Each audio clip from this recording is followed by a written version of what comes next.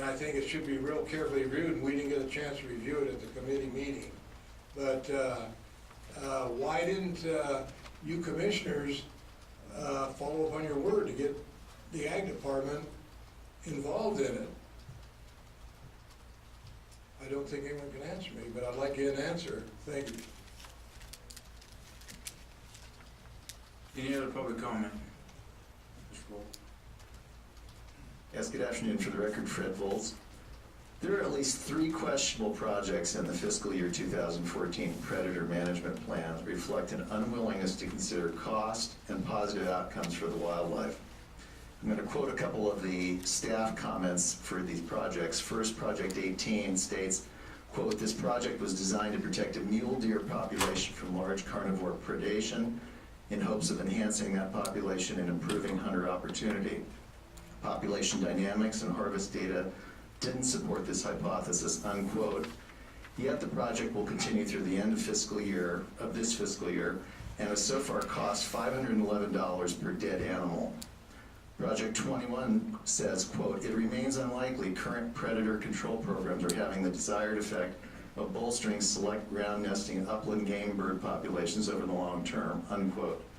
This program continues through fiscal year 2015 and has spent $215 per dead animal.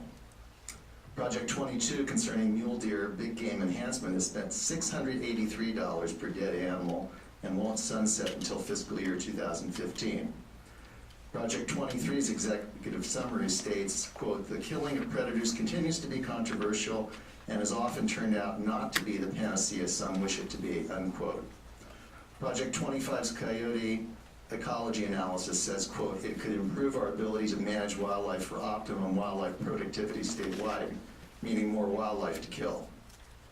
The high cost per dead animal and the focus on increasing the number of desirable wildlife only for hunters to kill them does not suggest sound stewardship of these animals, which legally belong to all state residents.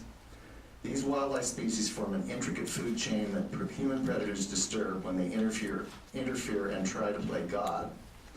Wildlife managed to exist without human intervention for hundreds of years. The results of human intervention suggest wholesale failure by NDOW. But if the goal is to run a private hunting club through a publicly funded agency, then NDOW has accomplished that goal.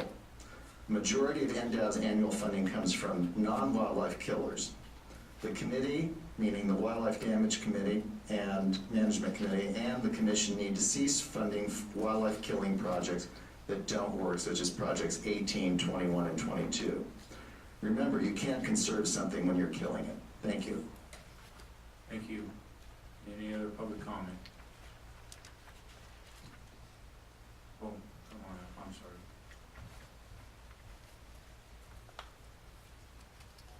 Kathy Smith, Reno, Nevada. I just wanted to make a couple of comments regarding Project 18. It's clearly stated that the differences in deer recruitment are not statistically significant, and the increases in population are not unlike population increases in similar areas without predator control. Continuing a project simply because it was scheduled for 10 years without any chance of obtaining a statistically significant difference is a waste of time and state funds. Studies end prematurely all the time when results are produced that are counter to the hypothesis. If we really want to base wildlife management decisions on science, like everybody says we do frequently, these decisions need to make biological, statistical, and economic sense. Thank you. Thank you. Any other? Dr. Moore.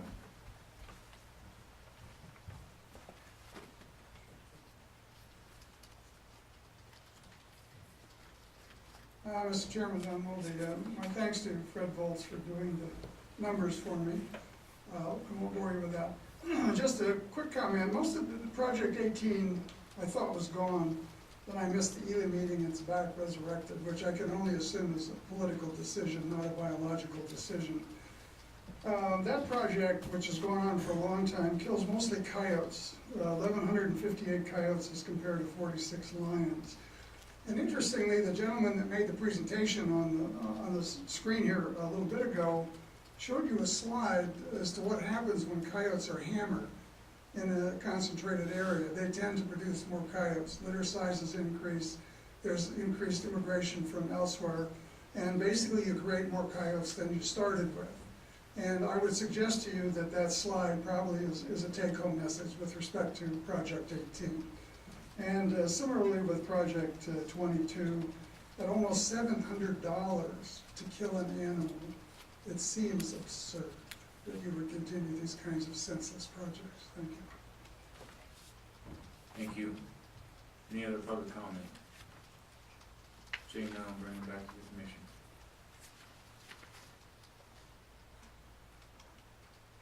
Would the commission like Director Walsley to review, since it's been a few minutes since we went over this stuff, what is ongoing and what, where we're at, so we can come up with a motion that makes sense? Director Walsley? There's approximately, I think there's 5 projects that are ongoing in some way, shape, or form. So even if the commission determines that they would like to discontinue any of these, have been some costs incurred. So it would be my recommendation that they be funded at least the level to compensate for current expenditures. Those 5 projects are Project 18, Project 22, Project 25, which is the presentation that we saw, Project 29, and Project 30, as I understand it. And staff can correct me if there's any additions to that. It doesn't look like there are, those 5 projects. Any other questions of Director Walsley? Commissioner McBeath? Other than the moving Project 6 to Project 22, can you give us some idea of what projects are going on in our Project 22, which is the overall, where we stand on those projects? Yeah, I'd like to have Pete Bradley provide that update.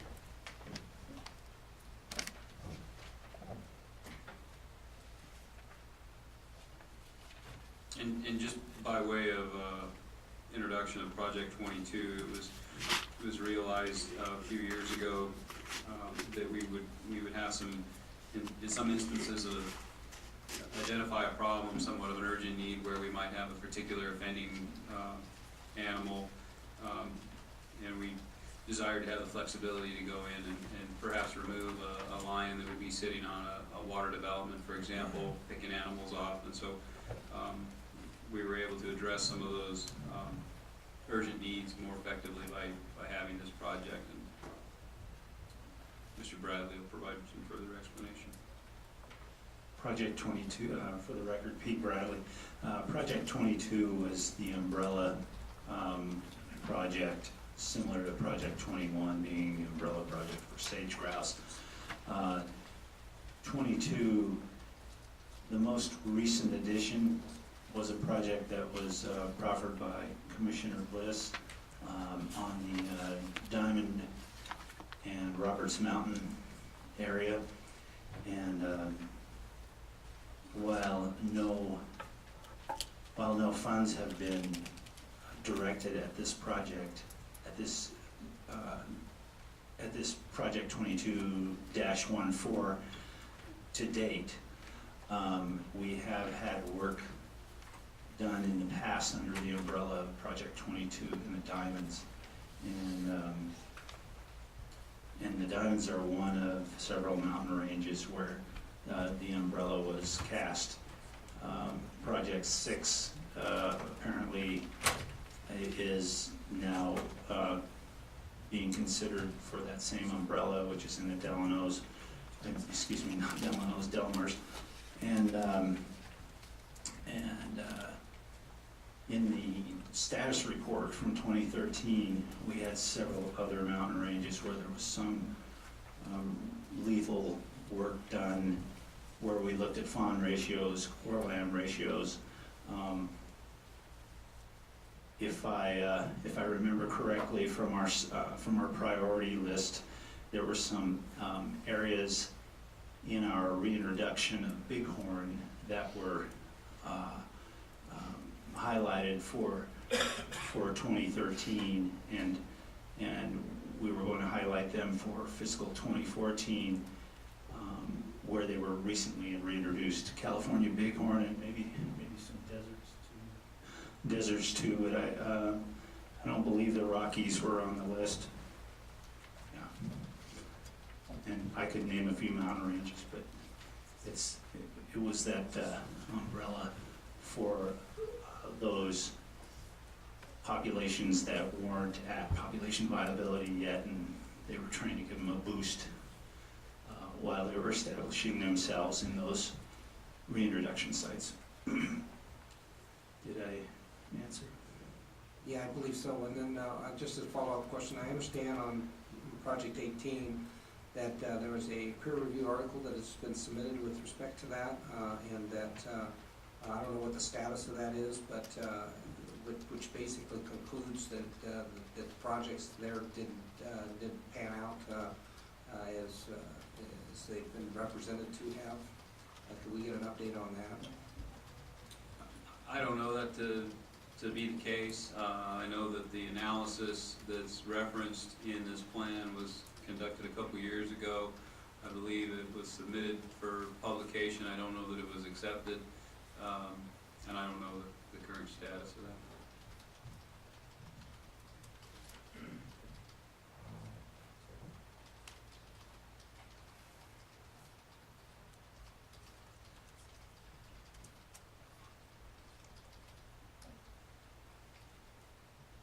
Any other questions? Mr. Lane? Mr. Chairman, if I could ask Pete Bradley, so I'm not understanding on Project 18, are you saying then that whole $85,000 is required? Is that what I mean, because of these different projects that you have, that you already have that money encumbered for the most part? Is that only a portion of that money encumbered?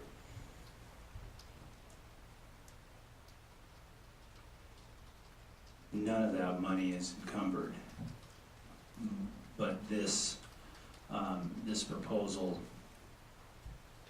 was an attempt to fund the project for one more fiscal after it was reinstated, I believe after the Reno meeting and maybe after the Healy meeting. I guess I'm not understanding your question. If I could, Mark Jensen, the State Director of Wildlife Services. Again, we have had a full-time federal wildlife specialist working in the granites since the beginning of the state fiscal year, so there has been money spent there. And again, I guess I have to say it because nobody else will, but if you look at the big game status reports, that deer herd has increased 76% since the beginning of the project. I know that we can't prove that was because of predator control. There's a lot of different factors that are going on. A lot of different factors. And I'll never be able to stand up here and prove that this went on. But if you look at the big game status reports, that deer herd has increased 76%, the highest by far of any of the units in the state. And it's right in the big game status reports.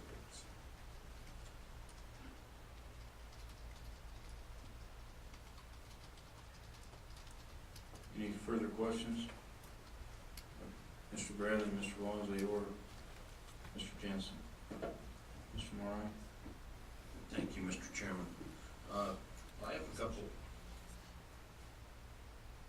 questions that maybe Mr. Bradley can answer. I spoke to you, I believe it was last week, and specifically about that Project 18 and going into the old plan.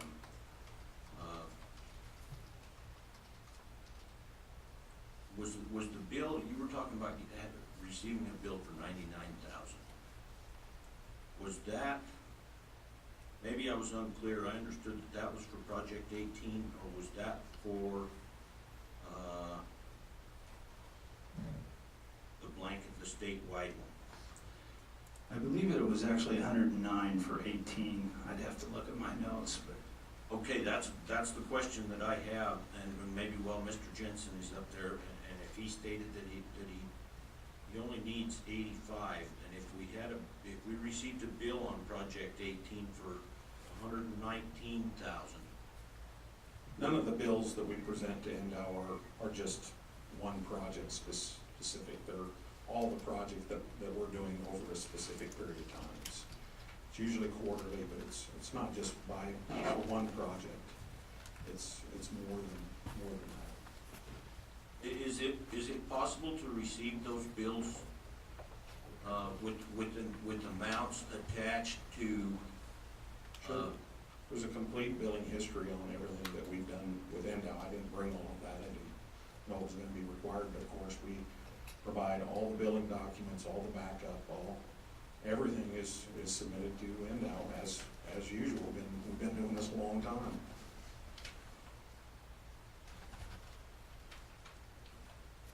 It's hard for us if we start discussing this on how to sort this out as to how much money was expended for each project when we're trying to come up with what needs to be budgeted if the project continues next year.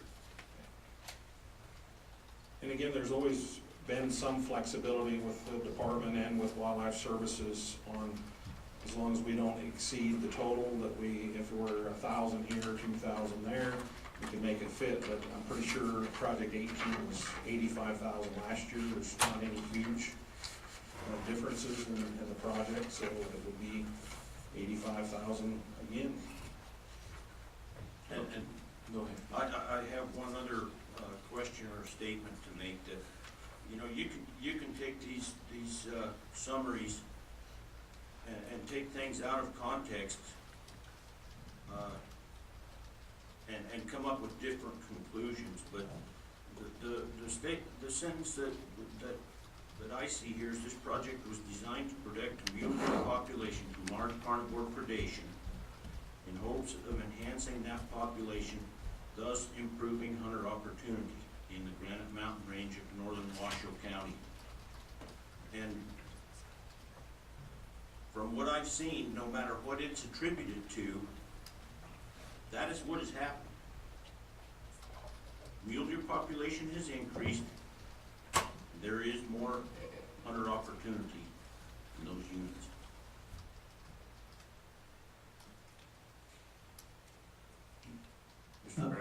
Mr. Chairman, members of the commission,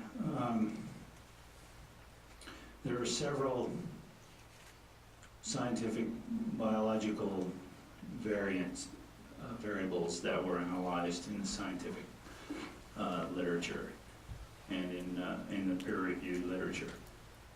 They included things like spring fawn ratios, 4 points or better, things like that.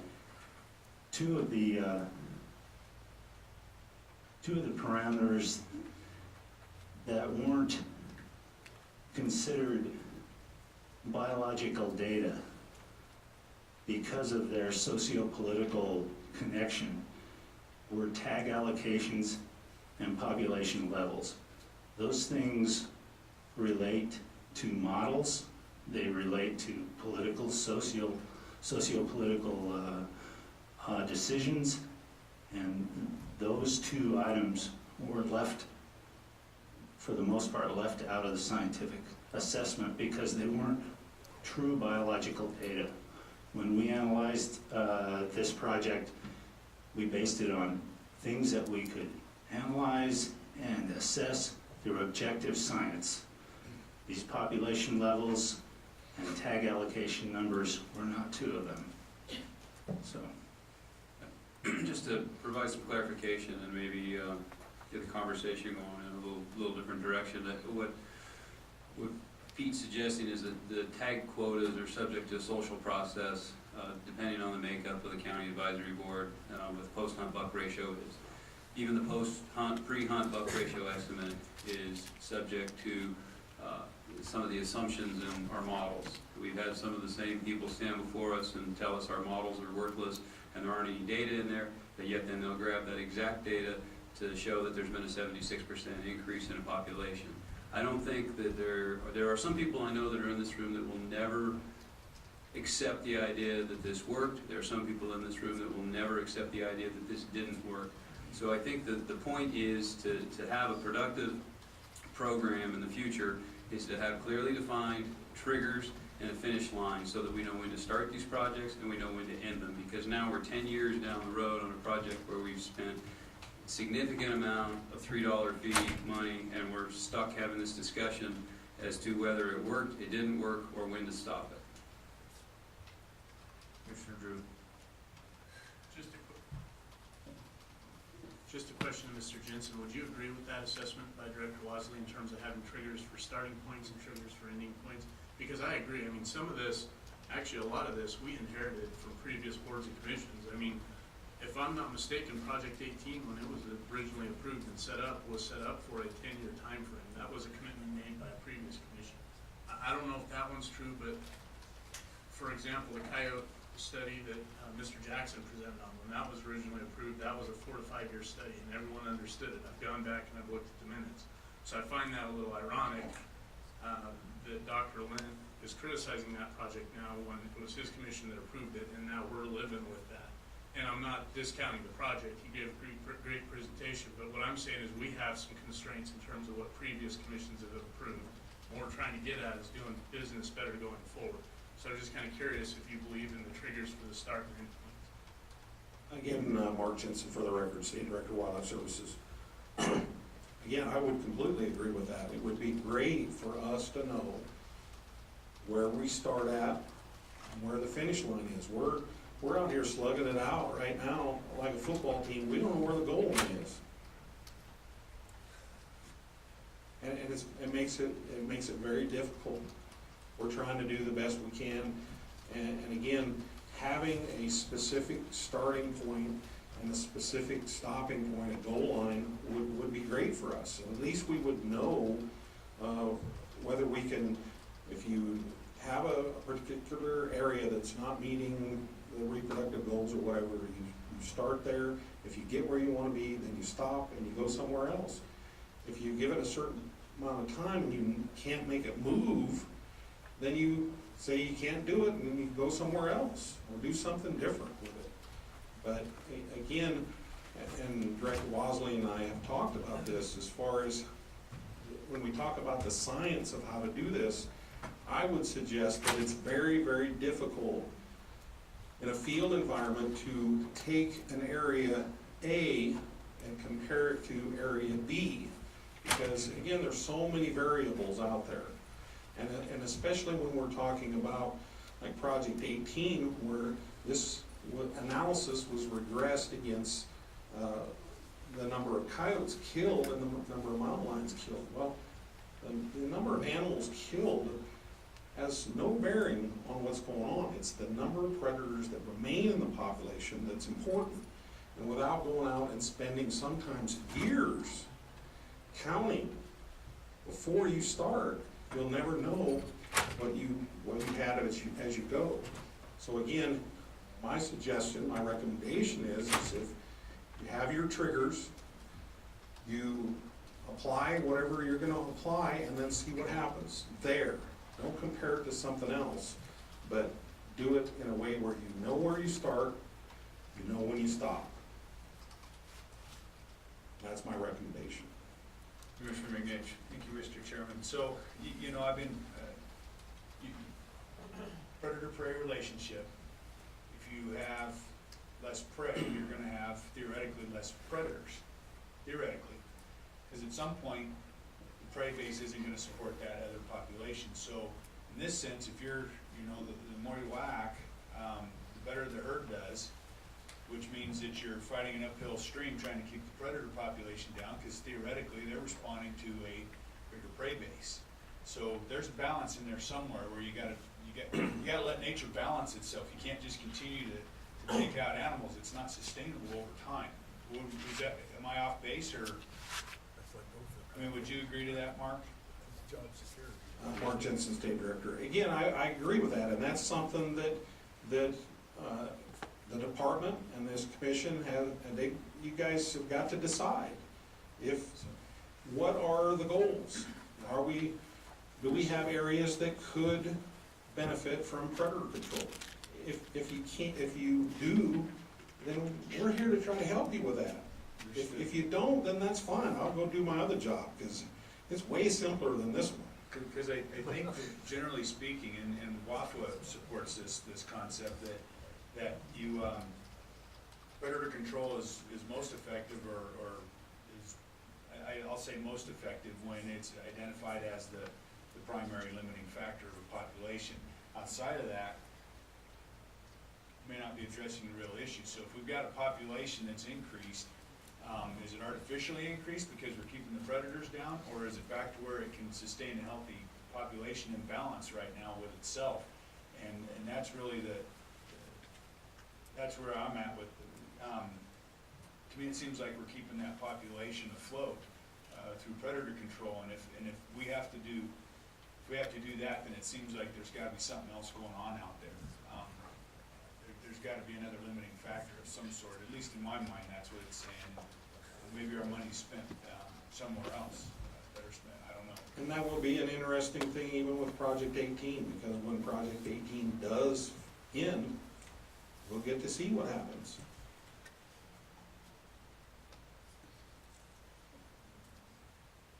Commissioner McBeath.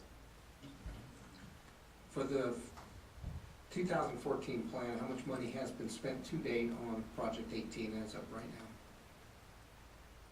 Again, I didn't bring those numbers. Again, it's basically a full-time employee since the beginning of this state fiscal year to And that- present. He's and out that there state- working 2 days. And that state fiscal year is July 1, right? That's correct. Okay, so he's been working on about a month. What's his salary? Again, with the salary, truck and everything, I couldn't remember exactly what it is per month. But again, you have to remember that these are full-time federal employees, so if we're going to end something, you guys gotta give me some time. You just can't say it's done today, because everything else, all these things are in place. Federal employees, they've got rights too. Commissioner McBeath. Okay, thank you, Mark, and I very much do appreciate that. I mean, I understand, I work for government, and I know what it's like to fund people on soft money. That's what this is. And there's always a risk of managing your shop by balancing on soft money, and this is one of them. And this commission brought this up 11 years ago that I know of, where this is the exact concern that we expressed with Wildlife Services, that as we started to spend this predator money, Wildlife Services was gonna be in a position, wrong or right, that's not a function of, not indicating or implying mismanagement, that you would have to ramp up your staffing levels to meet that demand or meet that request. And that at some point, where does that start to balance, and the ebbs and flows of money coming and going, how does that impact your agency? And that was one of the challenges, that was one of the questions. And as a commission, with all due respect to the staff that could be impacted, I don't know that that's a real major consideration for us as a commission. Again, Mark Jensen for the record, there's 2 staff that we're talking about here. One is Project 18, one's Project 6. They work on NDOW projects exclusively. That's it. They work basically through us for NDOW. That's all they do. So again, if the commission, if the department decides to end those projects, then please give me as much lead time as I can, and those employees will ultimately be laid off, or we'll find other work for them to do. But again, the amount of money that we're talking about here doesn't really affect at all the other part of my program, that we use the money to protect Nevada's agriculture. It doesn't really matter. I probably spend more time and money trying to help than we get out of this. It's definitely not any kind of a moneymaker at all. I'm gonna ask a question in a different way here. We talk about if these projects end, you have no place to put that staff. But if we convert those projects into projects that we do approve, there may be a place for that staff to land. but we're not far enough down the road to know if we need to have another review by the committee and get the projects lined out so we can get a recommendation from the committee so we can come up with other projects that we could maybe convert that staff into. And that's our dilemma today is we don't want to lose employees because we do see projects coming down the road, but if we stop one of these projects, how do we ensure that you keep those guys? So if we do move away from one of those projects and go someplace else, that they're there and ready to go. So, And you make a good point. These are very talented people, and I don't want to lose them to go find other jobs and then have something else come up and the department ask us to go do this. Sorry, don't have any people. Commissioner McBeath. Okay, for me, if we try to vote to approve Project 18 at $85,000, I am going to be voting against it.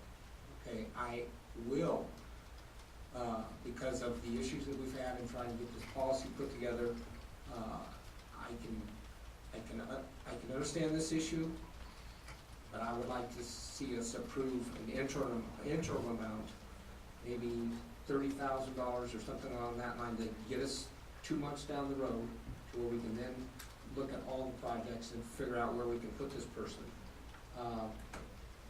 I think I'm okay on all the rest of the project. Project 18 is a problem for me, and I cannot support, at least without additional information, voting to approve Project 18 at $85,000. But I would entertain a motion that would approve it at an interim amount. And I don't know if you can come up with a number that could get us 2 months down the road to the end of September, but that would be my request. Or do we have to approve Project 18 for an interim, or can we approve a dollar amount to make sure that Mr. Jensen knows he's covered for a couple months for salary, and say he can go forward with Project 18 until we make a decision to do that or something different? Commissioner Bliss. Thank you, Chairman Rowe. Could we approve more money in the Project 22, and then for the time being, that the person that the employee that's working on Project 18, can we pull the money from Project 22 to take care of those costs until further date? Because I'm not sure, I'm fairly new at this, but if we say we put $50,000 into Project 18, and then we pull that project does not continue, and there's $30,000 left, what happens to that $30,000 that's sitting in Project 18? Again, as far as I can remember the history of this, the department has always had the flexibility to move things as needed, as long as the total amount was not exceeded. And I don't mean to speak for Director Walsley, but I think that's the way it's always been. One thing I would like to say also is, we're having a very good, frank discussion here, but one of the things that we need to think about too is the analysis that we're talking about with sage grouse. Again, the analysis that's in this plan says that this isn't gonna work, yet there's money in here to go out across the state and kill ravens, protect sage grouse. I know the research that Pete Coates has done, and it's there's new research that's going on that will be beneficial, but some of the older research shows that ravens can depredate 70% of sage grouse nests. We know that. I'm not saying that doing this is a bad idea. I'm just saying that if the department, if this commission thinks that what we're doing is not going to work, then we shouldn't do it.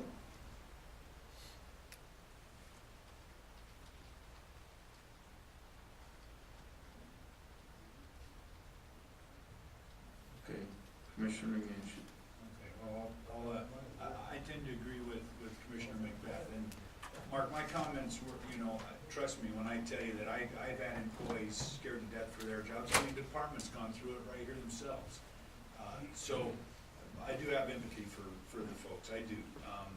It's tough, it's a tough business to work in, where you're relying on money that may not always be there. And so I do have empathy, and I do understand the approach. I think that at some point we have to get, there has to be a better, a re-understanding or an affirmation that, that it is soft money. And that as a board that's subject to political pressures and sociological issues, that we can't guarantee money being there tomorrow. We just can't. And it's not reasonable to expect us to have it there. So in my mind, the philosophy of whoever's getting this money has to change in terms of the expectation from us. And that's a real important component to make this work. I do have reservations with the statewide, the application of these monies on a statewide kind of an open book. But I do think that it's a step in a positive direction, because I do trust that the department is going to look at these projects in a very prescriptive manner. And I think that it's clear what our intent as a commission is, so I trust that for the interim, that those things are gonna, that it's gonna be a step in the right direction, so we're not concentrating on projects that maybe, you know, it's totally debatable where are we getting a bang for our buck?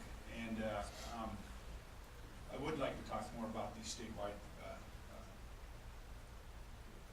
projects, if you will.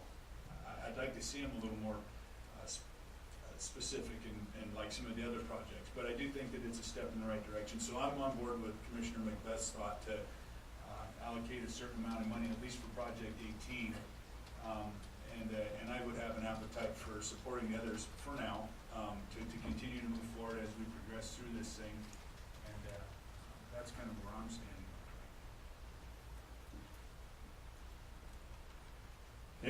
If I could, again, Mark Jensen, one of the things that I'll just throw out, because we're having a discussion, is Director Wasley and I have talked about the idea of completely changing how we do this. And we've talked about trying to write a Nevada Predation Management Plan, but do it once. Write a plan in conjunction with the Department of Wildlife Services and do this plan one time. And have in there all the triggers that we've talked about, when to start, when to stop, have the predator analysis that we need in there, have the other analysis of game species that we need in there.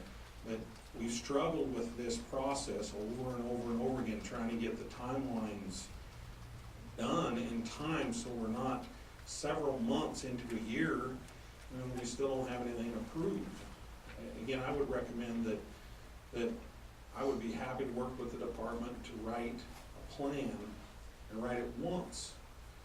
Then do reports on the projects and even change projects, the geography of the projects over time as needed, but do the plan once and get it done. So again, these are just suggestions. These are things that Tony and I have talked about as far as completely changing how we're doing this, because again, we're struggling every year to try to get these things in place. And if we could, it would be great that when we come to the start of the state fiscal year, all this is done and we've agreed what the projects are going to be and we agree what the budget is going to be, and there's no lag time where we got people out there working and it's not approved. I know it's going to take some time and it's going to take, you know, some approval, I guess, right now to get us by on where we're at. But again, I suggest that we completely change how we're doing this. Commissioner McBeath. That's certainly our goal, and it has been our goal, and we have been working diligently to try to get there. It's proved to be a very drawn-out process. We're dealing with a lot of issues, and as much as I'd like to rush through this and get it done, I think it's more important that we spend the time to get it right. And so that's where we're at. And so we are going to have an interim phase here. This is what I'm seeing, is we have an interim phase where we are going to have to continue to work hard to get our policy in place and what we're going to do and get the plan in place. And even this year, you know, I would have liked to have seen a more vigorous, you know, review of all of these projects, but we're going with what we have, and so that's what we're dealing with right now. But our goal is certainly to get what you're describing, and I would love to vet, you know, the ideas of what you're talking about and having a fixed plan. I think that if there's going to be something like that, we need to have that communicated to this committee immediately, because we are in the process of putting together the policy for the plan right now. And so if there's going to be a wholesale change in the way we do this plan, then that needs to get communicated to the committee immediately, because we are down a path already, and we're reviewing it, and we've made substantial strides, and if we're talking about changing it in midstream, then it's going to,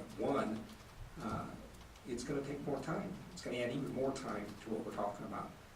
So, you know, reinventing the wheel at this point, I'm not sure, but I guess I need to understand more before I could commit to something like that. Director Wasley? Yeah, I just clarify the process that we talked about. I don't think it all would be inconsistent with policy 23.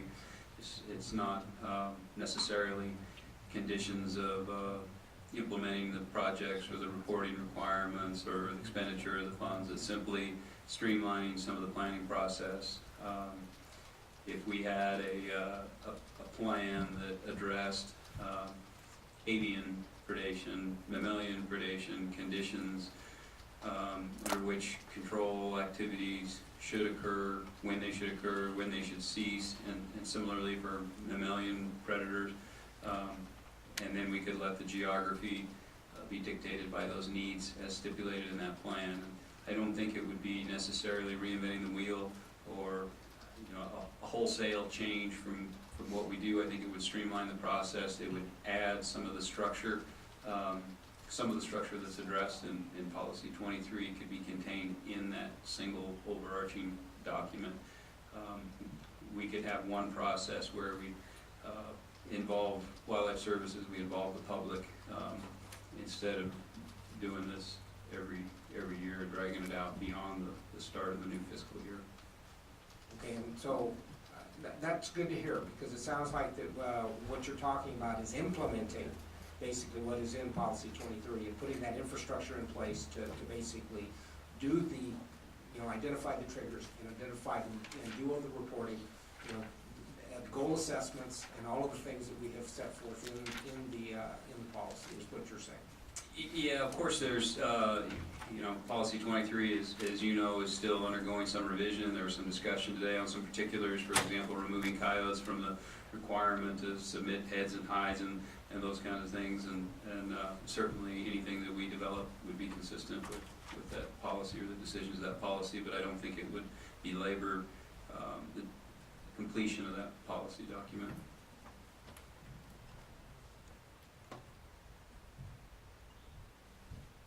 Anybody else have any questions?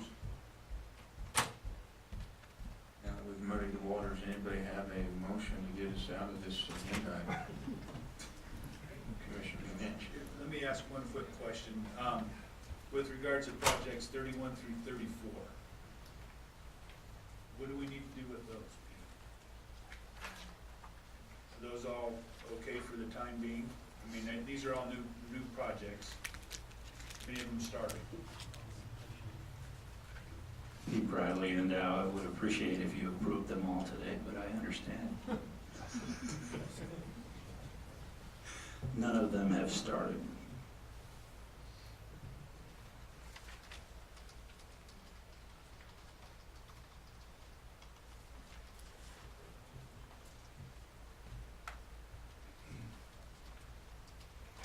Commissioner Bliss? This question for Mr. Bradley. Projects 31 through 34, particularly 33 and 34, have matching fund dollars, proposed matching fund dollars from Heritage. We've already allocated and approved Heritage funding, I believe, for this coming year. So are these projects viable? Can they be done on half the money? Or am I misunderstanding this? These matching dollars in that second column were put there as placeholders. In previous meetings, we had discussions, well, why should we spend all this predator money on habitat restoration? Why can't we use upland game stamp or heritage or some NGO party money for it? Some of these do have money that could be matched immediately. An example is the Pinyon Juniper project in Area 20. That NEPA is ready to go. We could be spending that money sooner than later. We could be setting up contracts, sending out all the proper documents on the web to get things going fast. We would be doing less sage grouse habitat restoration. But sure, you could spend half the money. So you're saying that you've done all the homework with BLM or Forest Service or whatever to implement these projects on public land? Has all the steps been taken to get the approval? Have there been ARC studies? Have they been done anything like that? And the reason I ask that is because when I was involved in the early stages of the Pinyon Juniper project that's going on in the Diamond Mountains and the Roberts Creek Mountains, and getting that implemented, we worked 3 years very hard to try to implement those projects on public land, and it failed. We'd get down the road, and then someone from BLM would leave, and then no one else knew quite what was going on. We'd have to start over, and so then those projects reverted to private property in order to get done. And so my concerns are, if we don't have all of them, if it's not a turnkey deal and ready to go, we might be 2 or 3 years out trying to get the project to where we could do it on the ground. In discussions with our Habitat Division, these are turnkey. These are 2 places where they are turnkey, with the provision that those units where we spend the money will be minimum tool in areas where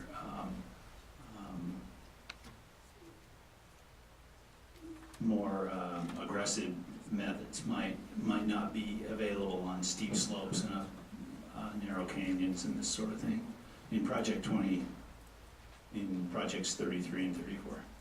Well, that's also the approach that we were taking as well. And we were told we could do it under a CX, it would be no big deal. Then as the project come on, they said, well, no, we need to know how you're gonna lay the trees down, what direction are you gonna lay them down. You gotta, we would do one hurdle, and all of a sudden there would be another hurdle, and they wanted a GPS line around it all. Certain age trees you couldn't cut, and so when we first met with them, we had the same response from them, this is gonna be a simple deal because it's gonna be hand thinning, there's not gonna be any equipment, it'll be simple, we can do it under an excluded category exclusion. And that wasn't the case, and I would hate for us to get far enough down the road and allocate this money and then start running into those same problems unless you guys have a lot more flexibility with those agencies than we did, for sure. Like I still said, can't do it. like I said, Commissioner, the NEPA documentation is already there for Project 20, or for Area 20.